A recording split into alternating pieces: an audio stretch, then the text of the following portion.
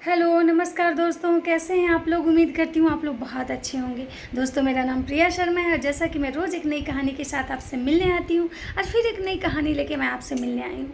तो दोस्तों, मेरी कहानी को अंत तक सुनिएगा, लाइक कीजिएगा, कमेंट कीजिएगा और व्यू कीजिएगा और बहुत सारा प्यार दीजिएगा मेरी कहानी को।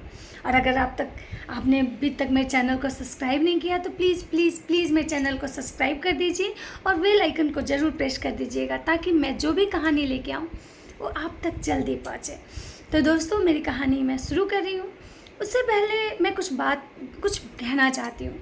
मेरे साथ तो ऐसा होता है और मुझे लगता है आप लोगों के साथ भी ऐसा ज़रूर होता होगा। दोस्तों, कभी कभी हम बहुत परेशान होते हैं, इतना परेशान हो जाते हैं कि लाइफ पटरी से सीधे उतर जाती है। हमें कुछ समझ में नहीं आता है, हम क्या करें क्या नहीं करें। उस समय हम भगवान को बहुत कोसते हैं कि भगवान ऐसा क्यों किए, मेरे ही साथ ऐसा क्यों होता है, क्योंकि हमारे पास कोई रास्ता नहीं बचता है।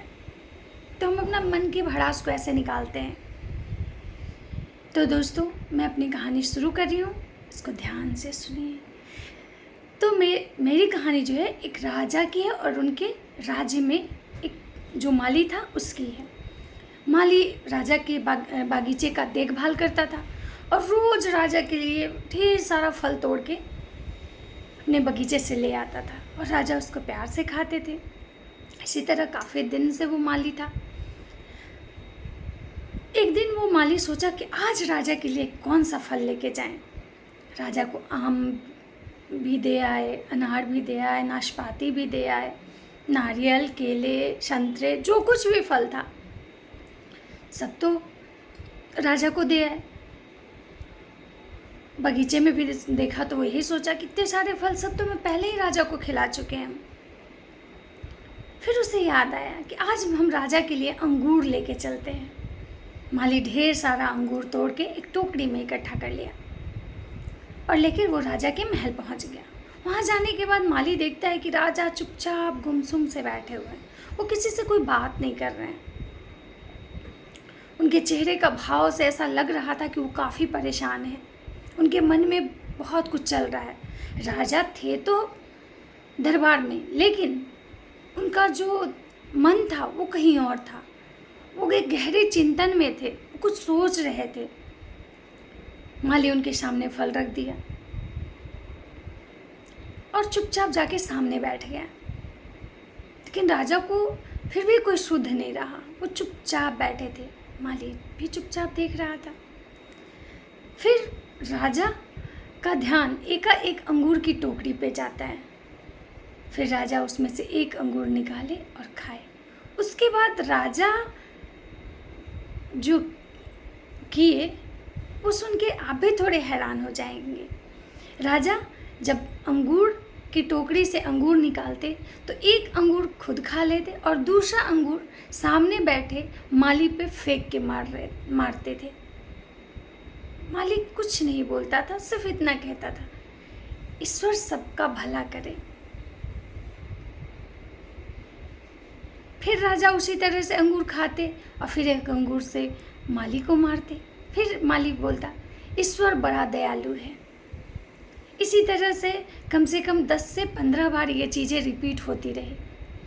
अचानक से राजा को लगा कि ये माली बोल क्या रहा है। राजा का ध्यान खुला, जो ध्यान उनका भटका हुआ था वो ध्यान खुला और फिर वो माली से पूछे कि ये क्या बोल रहे हो, ईश्वर बड़ा दयालु है।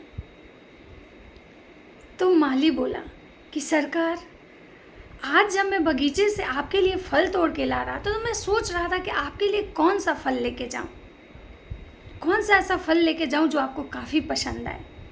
अंगूर भी था, नारंगी, संतरा, केला, नाशपाती, बेल, नारियल, सब कुछ था।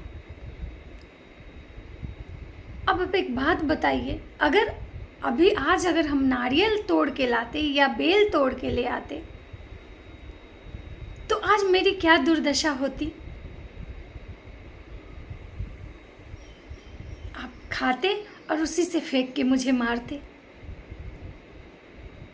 तो इसीलिए हम कह रहे हैं कि ईश्वर बहुत दयालु है। तो दोस्तों आप भी समझ गए होंगे कि मैं क्या कहना चाह रही हूँ। मेरे कहने का यही मतलब, इस मेरी कहानी से मैं यही समझाना चाहती हूँ आपको कि हमारा जो जीवन है इसमें परेशानियाँ तो आएंगी, इसको कोई टाल नहीं सकता है, लेकिन भगवान हम पे इतना ही कृपा करते हैं कि उस परेशानियों से हम लोगों को बखूबी निकालते हैं, और जहाँ हमारे साथ बहुत बुरा होने वाला होता है वहाँ हमारे साथ थोड़ा बहुत ही होके रह जाता है। इसलिए हमेशा इस बात पे विश्वास बनाए रखिए। जैसे उस माली ने इस बात पे विश्वास बनाया, उसी तरह आप भी हमेशा इस विश्वास को बनाए रखिएगा कि ईश्वर बहुत दयालु है, वो कभी किसी का बुरा नहीं चाहता। अगर आपके साथ बहुत बुरा हुआ है तो हो सकता है कि आपके साथ उससे भी ज़्यादा बुरा होने वाला था, लेकिन उस ईश्वर की कृपा से वो टल गया। तो दोस्तों हमेशा ईश्वर का धन्यवाद करिए। आपके पास जो है आप उस चीज़ के लिए ही धन्यवाद कीजिए, क्योंकि वो जो कुछ भी है उसी का दिया हुआ है। राधे राधे दोस्तों।